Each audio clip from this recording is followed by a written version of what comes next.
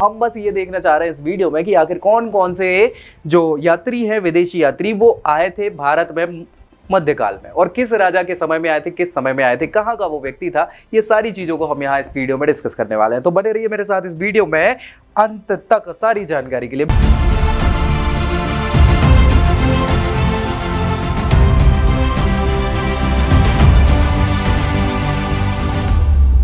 Hello दोस्तों, एक बार फिर स्वागत है आपका हिस्ट्री खबरी पर। और यहाँ हम बात करते हैं इतिहास की। मध्यकालीन भारत के इतिहास को हम अभी समझ रहे हैं और मध्यकाल में बहुत सारे विदेशी यात्री जो हैं भारत भ्रमण पर आए थे और उन्होंने बहुत सारी रचनाएं, अपनी ऑटोबायोग्राफी या यात्रा वृत्तांत लिखा हुआ है जिसमें उस समय की बहुत सारी जानकारी हमें मिल जाती है। तो हम बस ये देखना चाह रहे हैं इस वीडियो में कि आखिर कौन कौन से जो यात्री हैं, विदेशी यात्री, वो आए थे भारत में मध्यकाल में और किस राजा के समय में आए थे, किस समय में आए थे, कहाँ का वो व्यक्ति था।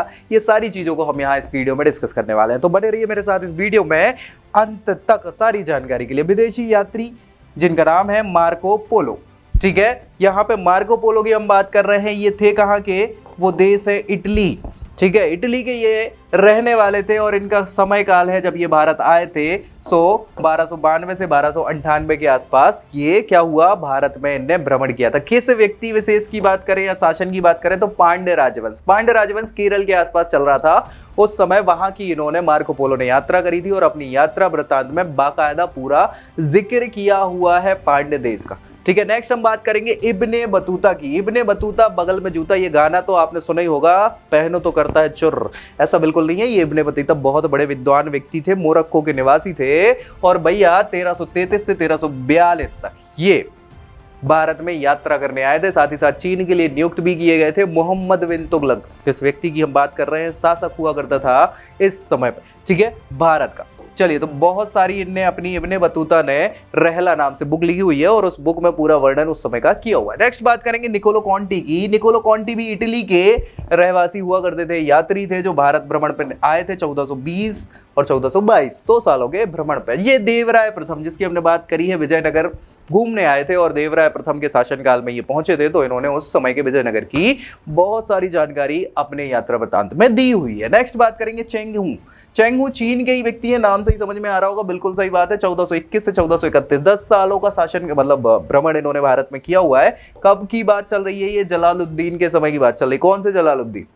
कौन से जलालुद्दीन? भैया ये इधर की जलालुद्दीन अभी नहीं है, जलालुद्दीन अकबर की बात बिल्कुल नहीं चल रही है। 1421 से 1431 के आसपास अगर बात करी जाए तो इस समय भारत में सैयद वंश चल रहा था, ठीक है। सैयद वंश के समय की बात चल रही। अब्दुल रजाक ईरान का यात्री हुआ करता था। 1442 से 43 के आसपास आए हैं। ये देवराय द्वितीय, अगेन देवराय प्रथम के बाद देवराय द्वितीय, विजयनगर की इन्होंने भी यात्रा करी और बहुत ही संपन्न प्रदेश बताया है इन्होंने अब्दुल रजाक ने और बहुत ही विस्तृत वर्णन किया है विजयनगर का। नेक्स्ट हम बात करेंगे अथनासियस निकेटस। अथनासियस निकेटस ये रूस के व्यक्ति हैं, नाम से समझ में आ रहा है, इतना बड़ा नाम समझ में तो आता नहीं है। 1470 से 74 के आसपास इन्होंने भारत की यात्रा करी हुई है। मोहम्मद तृतीय जो बहमनी साम्राज्य के शासक हुआ करते थे, बहमनी साम्राज्य में ये आए हुए थे, तो उसका पर्याप्त विश्लेषण या व्यवस्था इनने अपने यात्रा वृत्तांत में बताई हुई है उस समय की। Eduardo Barbosa. बारबोसा का नाम अगर आपने वो मूवी देखी होगी, वो यार एक समुद्र के लुटेरे, हिंदी में उसको बोलते हैं, वैसे तो वो इंग्लिश वाला पायरेट्स ऑफ द कैरिबियन आपने सुना ही होगा। उसमें बारबोसा नाम का एक व्यक्ति विशेष है ना। तो ये वो बारबोसा नहीं है, बिल्कुल बेफिक्र रही है। एड्वर्डो बारबोसा ये पुर्तगाल के निवासी हुआ करते थे 1516 और 1518 के बीच में। तब तक तो पुर्तगालियों का भारत में भ्रमण आना जाना बहुत तेजी से लगा हो चुका था। कृष्ण देव राय के समय में ये आए थे और यही वो व्यक्ति है, विजयनगर का सबसे सर्वोत्तम शासक जिसको कहा जाता है, उसके दरबार में बारबोसा आए थे। चलो भैया नेक्स्ट बात करें तो विदेशी यात्रियों में डोमिंगोज पेज। डोमिंगोज पेज ये भी पुर्तगाल के व्यक्ति विशेष हैं और 1520 से 22 के आसपास ये भारत में आए हैं। कृष्ण देव राय के समय ही ये विजयनगर की इन्होंने यात्रा की हुई है। नूनिज की बात करें, ये अगेन पुर्तगाली व्यक्ति हैं। 1535 से 37 के आसपास अच्युत देवराय जो इनके पुत्र थे कृष्ण देव राय के बाद, विजयनगर की यात्रा इन्होंने की हुई थी। एंथनी मानसेरात पुर्तगाल के व्यक्ति फिर हैं। 1578 और 82 के आसपास 4 सालों का इन्होंने भ्रमण किया है अकबर के दरबार का, ठीक है भाई। तो अकबर की जानकारी बहुत तेजी से मिली है। रॉल्फ फिच जो है ब्रिटेन के निवासी थे भैया। 1585 से 1591 ईस्वी के आसपास अकबर के ही समय में इन्होंने भारत की यात्रा की हुई थी।